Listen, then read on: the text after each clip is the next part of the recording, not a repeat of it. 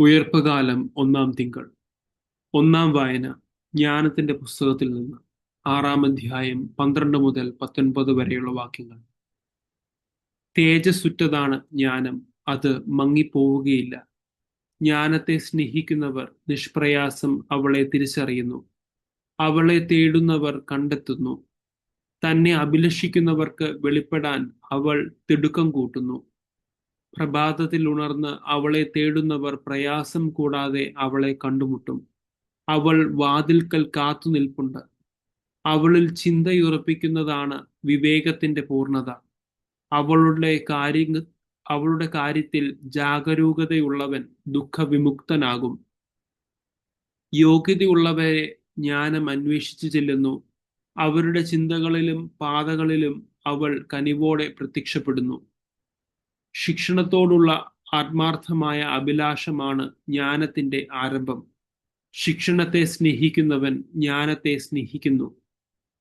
അവളുടെ നിയമങ്ങൾ പാലിക്കലാണ് അവളോടുള്ള സ്നേഹം. അവളുടെ നിയമങ്ങളിലുള്ള ശ്രദ്ധ അമർത്യതയുടെ വാഗ്ദാനമാണ്. അമർത്യത മനുഷ്യനെ ദൈവത്തിങ്കിലേക്ക് അടുപ്പിക്കുന്നു. രണ്ടാം വായന ജെറമിയ പ്രവാചകന്റെ പുസ്തകത്തിൽ നിന്ന്. 31-ാം അധ്യായം 10 മുതൽ 14 വരെയുള്ള വാക്യങ്ങൾ. ജനതകളെ, കർത്താവിന്റെ വചനം കേൾക്കുവിൻ. വിദൂര ദ്വീപുകളിൽ അത് പ്രഘോഷിക്കുവിൻ. ഇസ്രായേലിനെ ചിതറിച്ചവൻ അവരെ ഒരുമിച്ച് കൂട്ടുകയും ഇടയൻ ആട്ടിൻകൂട്ടത്തെ എന്ന പോലെ പാലിക്കുകയും ചെയ്യും എന്ന് പറയുവിൻ. കർത്താവ് യാക്കോബിനെ വീണ്ടെടുത്തിരിക്കുന്നു.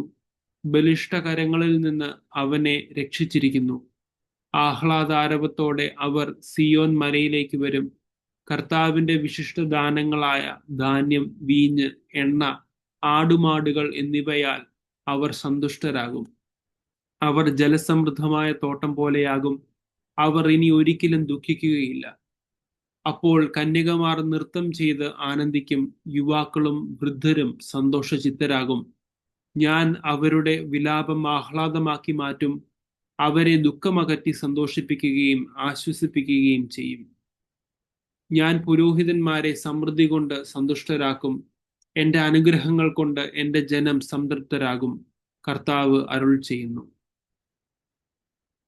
മൂന്നാം വായന പൗലോസ്ലീഹ കോറിന്തോസിലെ സഭയ്ക്ക് എഴുതിയ ഒന്നാം ലേഖനം 15-ാം അധ്യായം 23 മുതൽ 28 വരെയുള്ള വാക്യങ്ങൾ. എന്നാൽ ഓരോരുത്തരും താങ്കളുടെ ക്രമമനുസരിച്ചായിരിക്കും. ആദ്യഫലം ക്രിസ്തു, പിന്നെ ക്രിസ്തുവിന്റെ ആഗമനത്തിൽ അവനുള്ളവരും. അവൻ എല്ലാ ഭരണവും അധികാരവും ശക്തിയും നിർമ്മാർജ്ജനം ചെയ്ത് രാജ്യം പിതാവായ ദൈവത്തിന് സമർപ്പിക്കുമ്പോൾ എല്ലാറ്റിന്റെയും അവസാനമാകും. എന്തെന്നാൽ സകല ശത്രുക്കളെയും തന്റെ പാദസേവകരാക്കുന്നതുവരെ അവിടുന്ന് വാഴേണ്ടിയിരിക്കുന്നു.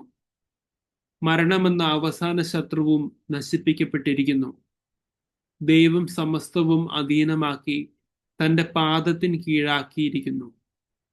എന്നാൽ സമസ്തവും അധീനമാക്കി എന്ന് പറയുമ്പോൾ അവ അധീനമാക്കിയവൻ ഒഴികെ എന്നത് സ്പഷ്ടം. സമസ്തവും അവിടുത്തേക്ക് അധീനമാക്കി കഴിയുമ്പോൾ സമസ്തവും തനിക്ക് അധീനമാക്കിയവന് പുത്രൻ തന്നെയും അധീനനാകും. ഇത് ദൈവം എല്ലാവർക്കും എല്ലാമാകേണ്ടതിന് തന്നെ. സുവിശേഷ വായന വിശുദ്ധ യോഹന്നാൻ എഴുതിയ സുവിശേഷം 20-ാം അധ്യായം 11 മുതൽ 23 വരെയുള്ള വാക്യങ്ങൾ. മറിയം കല്ലറയ്ക്ക് വെളിയിൽ കരഞ്ഞുകൊണ്ട് നിന്നു. അവൾ കരഞ്ഞുകൊണ്ടിരിക്കുമ്പോൾ കുനിഞ്ഞ് കല്ലറയിലേക്ക് നോക്കി. വെള്ള വസ്ത്രം ധരിച്ച 2 ദൂതന്മാർ യേശുവിന്റെ ശരീരം വച്ചിരുന്നിടത്ത് ഒരുവൻ തലയ്ക്കലും ഇതരൻ കാൽക്കലുമായി ഇരിക്കുന്നത് അവൾ കണ്ടു. അവർ അവളോട് ചോദിച്ചു, സ്ത്രീയെ, എന്തിനാണ് നീ കരയുന്നത്? അവൾ പറഞ്ഞു, എന്റെ കർത്താവിനെ അവർ എടുത്തുകൊണ്ടുപോയി. അവർ അവനെ എവിടെയാണ് വെച്ചിരിക്കുന്നത് എന്ന് എനിക്ക് അറിഞ്ഞുകൂടാ. ഇത് പറഞ്ഞിട്ട് പുറകോട്ട് തിരിഞ്ഞപ്പോൾ യേശു നിൽക്കുന്നത് അവൾ കണ്ടു. എന്നാൽ അത് യേശുവാണെന്ന് അവൾക്ക് മനസ്സിലായില്ല. യേശു അവളോട് ചോദിച്ചു, സ്ത്രീയെ, എന്തിനാണ് നീ കരയുന്നത്? നീ ആരെയാണ് അന്വേഷിക്കുന്നത്? അത് തോട്ടക്കാരനാണെന്ന് വിചാരിച്ച് അവൾ പറഞ്ഞു, പ്രഭോ, അങ്ങ് അവനെ എടുത്തുകൊണ്ടുപോയി എങ്കിൽ എവിടെ വെച്ചു എന്ന് എന്നോട് പറയുക, ഞാൻ അവനെ എടുത്തുകൊണ്ട് പോയിക്കൊള്ളാം. യേശു അവളെ വിളിച്ചു, മറിയം. അവൾ തിരിഞ്ഞ് റബ്ബോനി എന്ന് ഹെബ്രായ ഭാഷയിൽ വിളിച്ചു, ഗുരു എന്നർത്ഥം.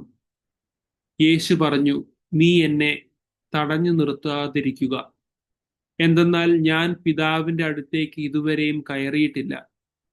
നീ എൻ്റെ സഹോദരന്മാരുടെ അടുത്തു ചെന്ന് അവരോട്, ഞാൻ എൻ്റെ പിതാവിൻ്റെയും നിങ്ങളുടെ പിതാവിൻ്റെയും എൻ്റെ ദൈവത്തിൻ്റെയും നിങ്ങളുടെ ദൈവത്തിൻ്റെയും അടുത്തേക്ക് ആരോഹണം ചെയ്യുന്നു എന്ന് പറയുക.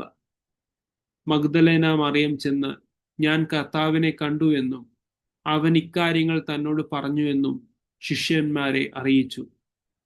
ആഴ്ചയുടെ ആദ്യ ദിവസമായ അന്ന് വൈകിട്ട് ശിഷ്യന്മാർ യഹൂദരെ ഭയന്ന് കതകടച്ചിരിക്കെ യേശു വന്ന് അവരുടെ മധ്യത്തിൽ നിന്ന് അവരോട് പറഞ്ഞു, നിങ്ങൾക്ക് സമാധാനം. ഇപ്രകാരം പറഞ്ഞുകൊണ്ട് അവൻ തൻ്റെ കൈകളും പാർശ്വവും അവരെ കാണിച്ചു. കർത്താവിനെ കണ്ട് ശിഷ്യന്മാർ സന്തോഷിച്ചു. യേശു വീണ്ടും അവരോട് പറഞ്ഞു, നിങ്ങൾക്ക് സമാധാനം. പിതാവ് എന്നെ അയച്ചതുപോലെ ഞാനും നിങ്ങളെ അയക്കുന്നു. ഇത് പറഞ്ഞിട്ട് അവരുടെ മേൽ നിശ്വസിച്ചുകൊണ്ട് അവരോട് അരുൾ ചെയ്തു, നിങ്ങൾ പരിശുദ്ധാത്മാവിനെ സ്വീകരിക്കുവിൻ. നിങ്ങൾ ആരുടെ പാപങ്ങൾ ക്ഷമിക്കുന്നുവോ അവ അവരോട് ക്ഷമിക്കപ്പെട്ടിരിക്കും. നിങ്ങൾ ആരുടെ പാപങ്ങൾ ബന്ധിക്കുന്നുവോ അവ ബന്ധിക്കപ്പെട്ടിരിക്കും. നമ്മുടെ കർത്താവായ മിശിഹായ്ക്ക് സ്തുതി.